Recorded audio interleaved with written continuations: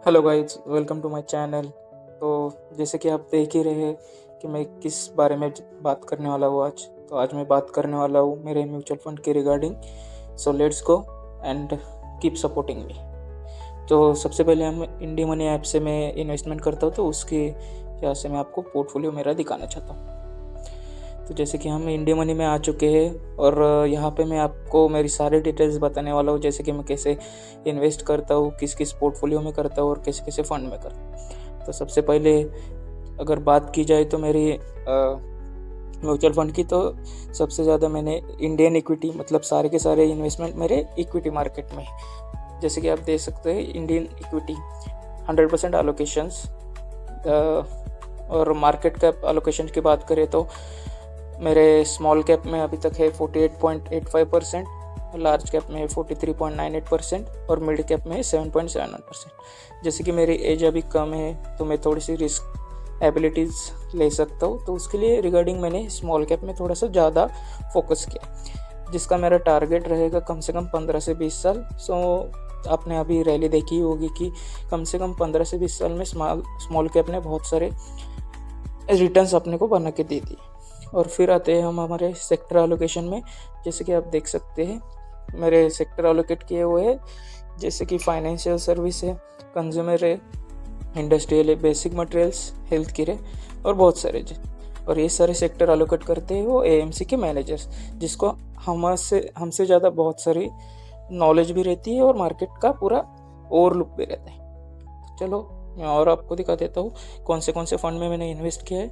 तो जैसे कि आप देख सकते हैं कि मेरा म्यूचुअल फंड का अकाउंट आपको दिख रहा है।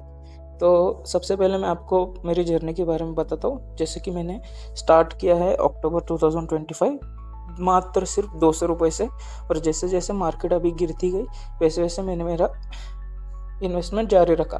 जब जब मार्केट गिरती रही तो मैंने तब ऐसे पैसे लमसम में अमाउंट ऐड करते गए। और ऐसा कुछ नहीं है कि आप सिर्फ SIP ही कर सकते हो, इन्वेस्टमेंट लमसम में भी किया जा सकता है। ओके, तो अभी तो मेरा 21,600 रुपीज़ 3 मंथ में अभी तक मैंने डिप्लॉय किया है मेरे mutual.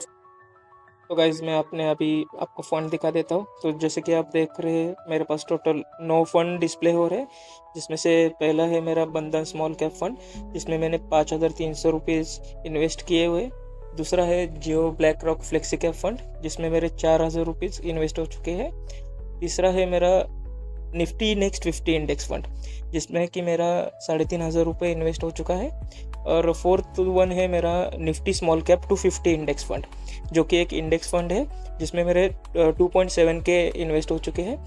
The fifth one is my HDFC small cap fund, जिसमें मेरा 1.9 थाउजेंड रुपीज़ इन्वेस्ट हो चुका है।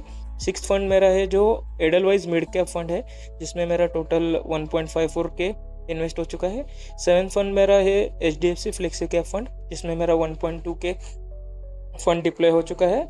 एट फंड है मेरा कोटक मल्टी कैप फंड, जिसमें मेरे 760 रुपीज़ इन्वेस्ट हो चुके हैं। और लास्ट वन मेरा फंड है एक एडलवाइज स्मॉल कैप फंड, जिसमें मेरा 700 रुपये इन्वेस्ट हो चुका है। तो जैसे कि आपने देखा कि मेरा मैक्सिमम फंड जो अलोकेट हो चुका है वो स्मॉल कैप फंड में है।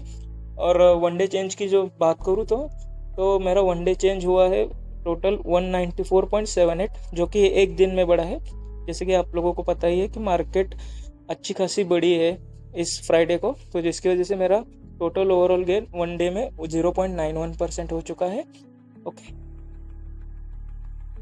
तो टोटल रिटर्न्स की बात करूँ तो यहाँ पे मेरा करंट इन्वेस्टेड वैल्यू है 21,599 और उसकी करंट वैल्यू चल रही है 21,492।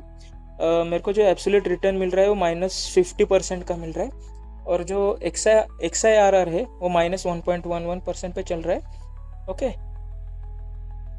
और जो भी फंड में आपने मेरे जो इन्वेस्टमेंट देखी है वो सारी मैंने लमसम की है, मेरे कुछ भी SIP चालू नहीं है।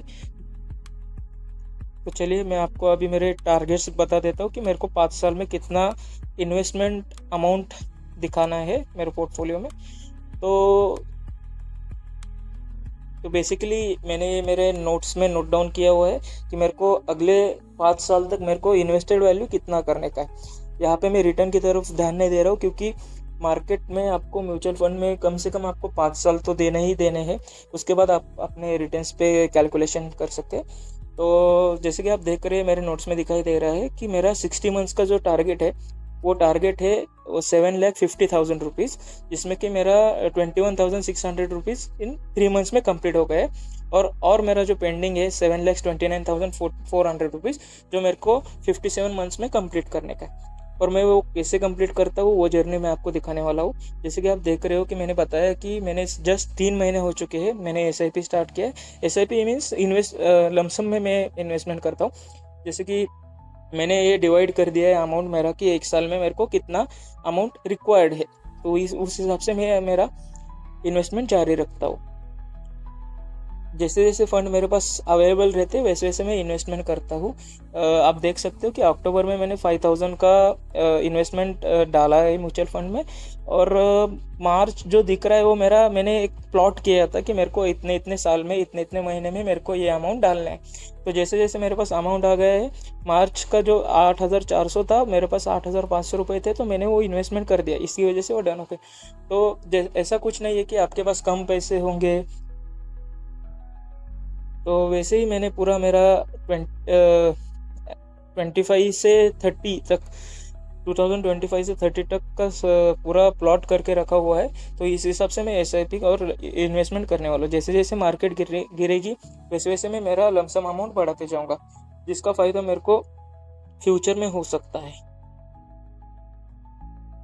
आई होप मेरा ये म्यूचुअल फंड आपको अच्छा लगा हो तो चैनल को सब्सक्राइब कर दीजिए और मेरे यूट्यूब वीडियो को लाइक कर दीजिए। Thank you.